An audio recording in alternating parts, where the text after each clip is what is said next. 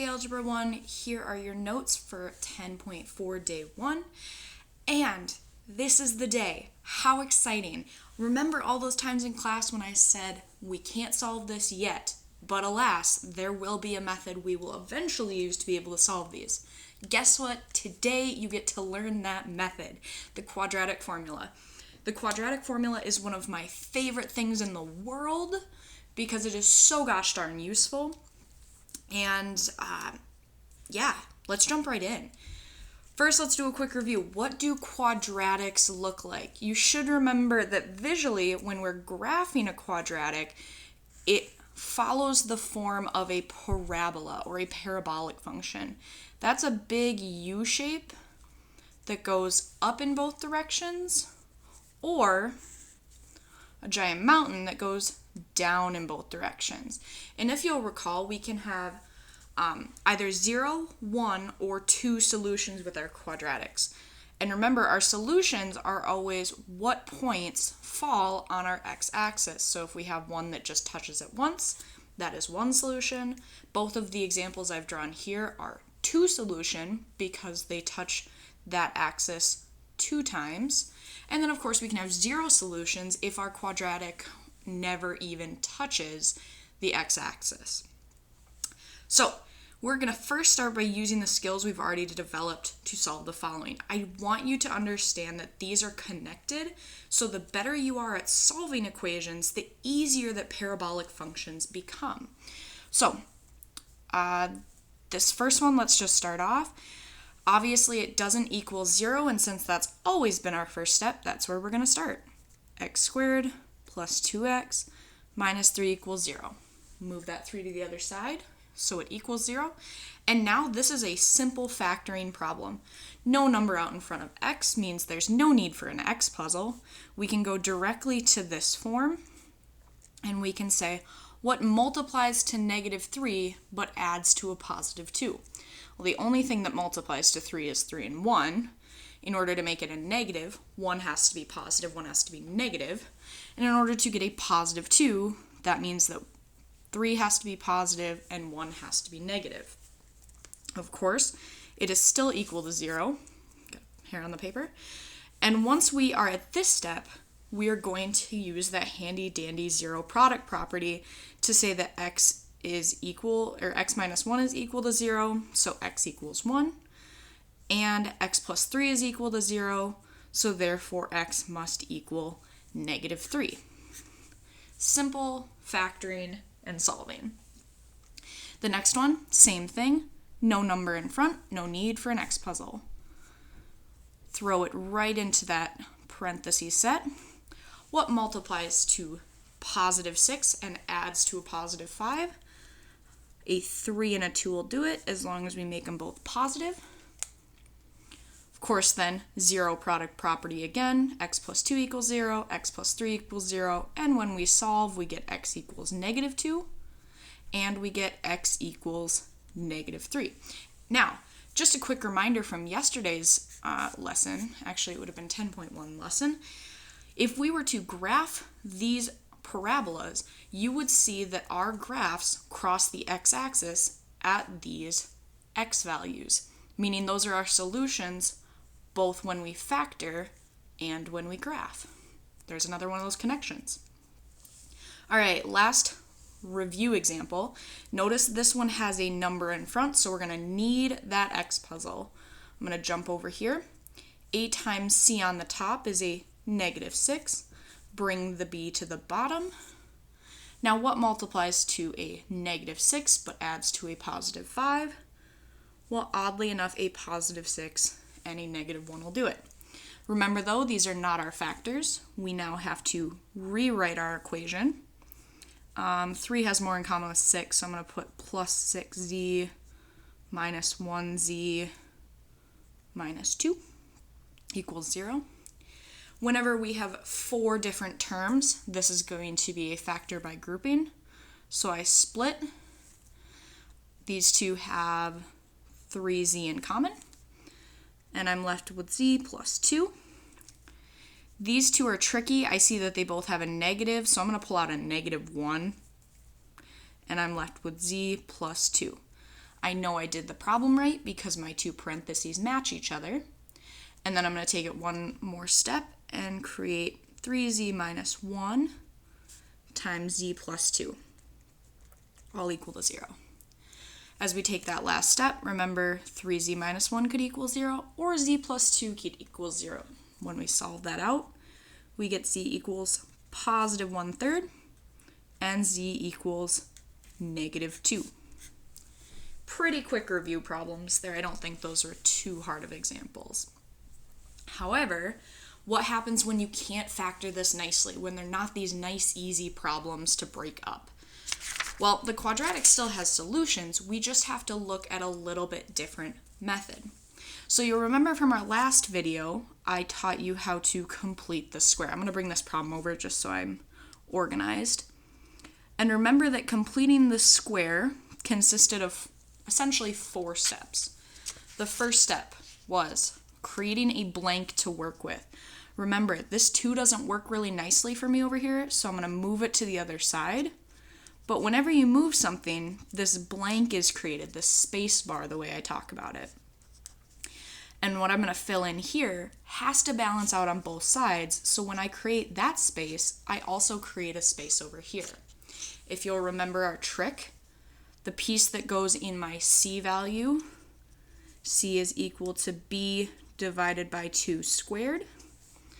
And that is what is going to go in here in order to complete my square. So let's do that quick. Negative 6 divided by 2 is negative 3. Negative 3 squared means this becomes a positive 9. But as I just said, we have to balance it out. So I have a plus 9 on the other side as well. From here, this is where the completing of the square comes in. This is kind of a side note, so I don't want you to get confused. It's not a step, it's just to help you. So I'm going to go from this step down to the next step. Why did we complete the square this way? Well, because when we created this side using that trick, it allows us to rewrite that side as x minus 3 squared. That is a perfect square trinomial, so we can break it down that way. If you don't remember that, I would check out the last couple videos for help. And then, of course, I just simplify the right-hand side. From here, if we're just trying to solve for x, how do we undo a square? Just like in the last video, we're going to take the square root. Those two things cancel out, and I'm left with just x minus 3. But again, if I took the square to the left side, I have to take the square to the right. And anytime we take the square root of a number, we get the positive and negative version. I'm going to keep reminding you of that. Of course, once we have the positive and negative version, we create two sides, and we're left with x minus 3 equals positive root 11, and x minus 3 equals negative root 11. And then solving from here, I'm going to put my answers up here just so I don't have too much. We get x equals positive 3 plus root 11, and x equals positive 3 minus root 11. And these are our two answers when we complete the square. Now, I love the completing the square method. I love the factoring methods that we have found up to this point. But I can guarantee you there are going to be those problems no matter how hard you try. These methods just don't work. But before you give up, I'm introducing you to the holy grail of mathematics. It's called the quadratic formula. And it's really small over here in the corner. I wish I would have made it bigger. But you can see it right here. I would highlight this. I'd put this on a note card. I would get this tattooed on your forehead. Okay, don't tattoo it on your forehead, but certainly have it nearby somewhere that you can access it. I'm also going to post a link to a really funny video that is a great reminder of how we remember the quadratic formula. Check it out. I think you'll at least find it somewhat funny. So, anyway, let's look at this example. What happens when we can't factor and we can't complete the square? We can't complete the square because there's a number out in front. That doesn't work for us. So, what we're going to do is use the quadratic formula. And the way that I encourage you to do this is first by putting it in standard form. So, I'm going to take this equation and I'm going to put it in standard form. Remember, standard form is ax squared plus bx plus c equals 0. That means that you're going to have something squared, something with just a x, a linear term, and a constant. Now, just because I know that it can be hard the first couple times here, I'm going to identify the a, b, and the c for you, and I would suggest that you do the same, because when you use the quadratic formula, you don't want to mix up your letters. So, a in this case is the coefficient in front of our quadratic, meaning it's 2. Our b is the coefficient in front of our linear term, which means it's 5. And c is just our constant, which in this case is -8. Notice, even though the p and the x are not the same variable, they represent the same thing. This is your quadratic term. This is your linear term. This is your constant. You might want to indicate those. Quadratic, linear, constant. As long as they're in that order, identifying your a, b, and c shouldn't be too challenging. Here's a cool thing about quadratic formula. Once we identify our a, b, and our c, it's just plug and chug. So let's do that. X equals, let me turn this camera just a little bit. Stay with me now. All right, x equals, I always like to write my fraction line first so I don't forget, -b. All right, -5 plus or minus the square root of b squared, that's 5 squared, minus 4 times a times c, all over 2 times a. All over 2 times a. All right, ton of numbers. Here's how I'm going to show you how to simplify. I'm going to bring my work up here. I start by simplifying what is inside the square root, just to make that look a little bit nicer. I have x equals, I have -5 plus or minus. All right, 5 squared is 25. 4 times 2, I'm ignoring that negative for a minute, but 4 times 2 is 8. 8 times -8 is -64. So 25 minus -64 is the same thing as 25 plus 64. So 25 plus 64 goes right in here. Forgive me for a minute. I'm unable to do basic math. That would be, yes, I'm going to write it down because even math teachers have brain farts. That's going to be 89. And then 2 times 2 is just 4. And then I always just suggest simplifying it down as far as you possibly can. So can we simplify the square root of 89? You could put it in a calculator and get 9.4. I would prefer that you just leave it as the square root. So, until I have taught you how to simplify those square roots in a more efficient manner, your two answers are going to be -5 plus root 89 over 4 and -5 minus 89 over 4. I know these look really gross, they're really nasty answers, but you can now see why I told you all those times that we couldn't find the factors of these in class and that we would wait until we had a better method to do so. All right, so would this amazingly awesome formula have worked for the equations we've solved before? Oddly enough, it totally does. However, we still have to put them in standard form, and we still have to identify our a, b, and c. If there's no number in front of the x squared, please don't say that a is 0. It is not. A is technically 1 because there's technically an imaginary 1 multiplied by that x squared. B is 2. C is -3. Let's start plugging things in. -b plus or minus the square root of b squared minus 4 times a times c, all over 2 times 1. Notice when I say all over 2a, that includes this part as well. Not just the square root, also the number out in front. All right, simplify that down. We get negative 2 plus or minus the square root of 4 plus 12. Let me double check that math. Yeah, 4 plus 12, which should be, did I set this up right? I did. 4 plus 12, which is 14. Oh, excuse me, sorry, I'm having problems with my video. There we go. And when I do all over 2, nope, something's not right. Hold on, give me a minute.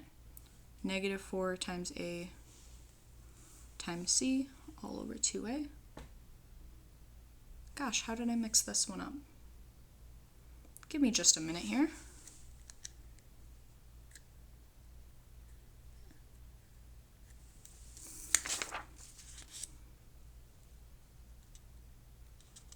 I somehow managed to mix up a formula that is super simple. 4 plus 12 is 14. Let's come back to that one. I think I may have put a number in wrong, but I can't find which number I put in wrong right now, so I'm going to come back and look at that in just a minute. Let's check out the next one and see if it works. It should. So negative b plus or minus the square root of b squared minus 4 times 1 times c all over 2 times 1. 25 minus, yep, so this one works out. This would be square root of 1 is 1.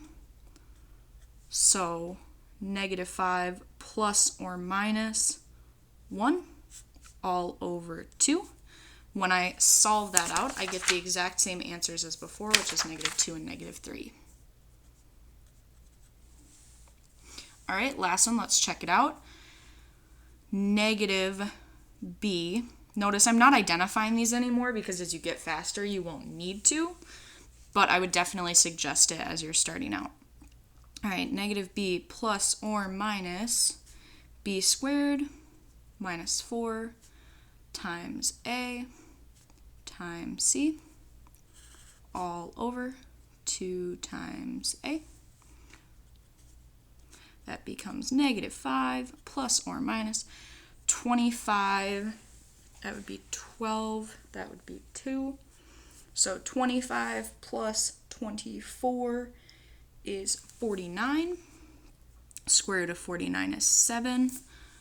So when I simplify this out, I get negative 5 plus or minus 7 over 2, which equals the same two answers that I got in this problem, which is 1/3 and negative 2. All right, while I figure out what happened on here, I would like you to try the two on the bottom, see if you can get those, pause the video here, and then come on back and check those out, and we will work through them together.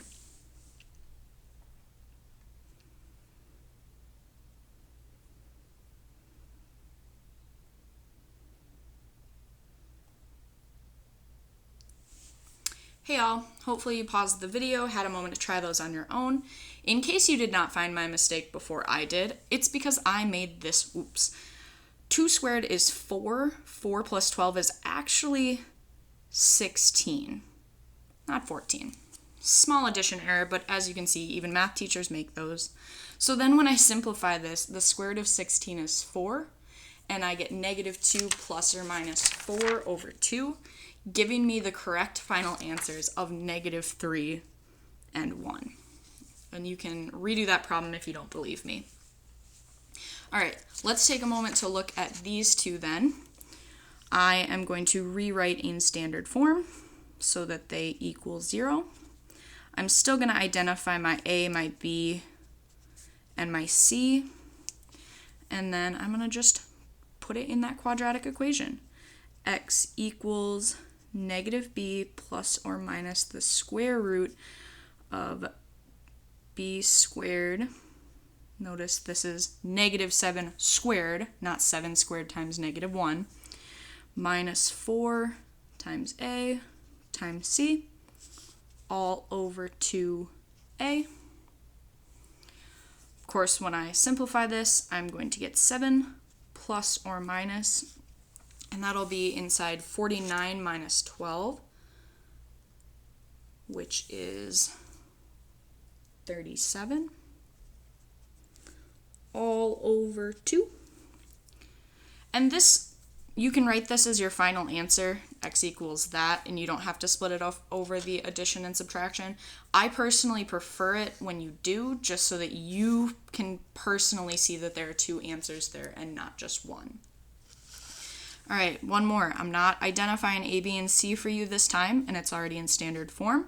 So I'm going to go right to putting it into that equation. Negative B, negative times negative 7 is positive 7, plus or minus the square root of negative 7 squared, minus 4 times 3 times negative 6, all over 2 times 3. All right, x equals 7 plus or minus. All right, 49. Ooh, this is going to be a big number. Let me grab my calculator real quick just because I'm not good with mental math when I'm filming, apparently. Negative 4 times negative 6 is positive 24. Positive 24 times 3 is going to be 121 overall. So root 121. Ooh. And then, of course, oops. Sorry, I'm having technical difficulties. Give me just a minute. There we go. 121 all over 6. And then, of course, if you take the square root of 121, you should find that that's 11. So you have 7 plus or minus 11 over 6, giving us our 2 final answers of 3. And 7 minus 11 is negative 4 over 6, so negative 2/3. Yeah, there we go. All right, hopefully you checked those out, didn't have any problem with those. I will show quadratic formula day 2 tomorrow, but go try your homework. Let me know if you have any questions.